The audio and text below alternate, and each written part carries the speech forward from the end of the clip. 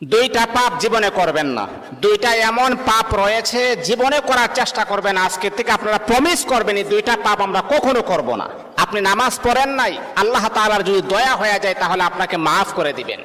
আপনি ফজরের নামাজ পড়েন নাই, আল্লাহ পাক রব্বুল আলামিনের যদি মায়া লেগে যায়, আল্লাহ পাক রব্বুল আলামিন আপনার গুনাহকে আমার আল্লাহ ক্ষমা করে দিবেন।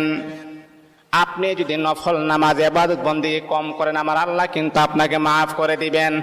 কিন্তু আল্লাহর নবী বলেন দুইটা এমন জঘন্যতম পাপ রয়েছে, এই পাপগুলার ক্ষমা আমার আল্লাহ জীবনে কখনো তার বান্দাকে করবে না। দুইটা পাপ এমন জঘন্যতম পাপ, এগুলা করা যাবে না।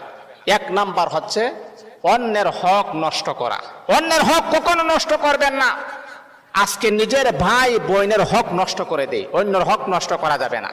দুই নাম্বার হচ্ছে আল্লাহ পাক রব্বুল আলামিনের সাথে শিরিক করা। যদি কোনো বান্দা আল্লাহ পাকের সাথে শিরিক করেন, আমার আল্লাহ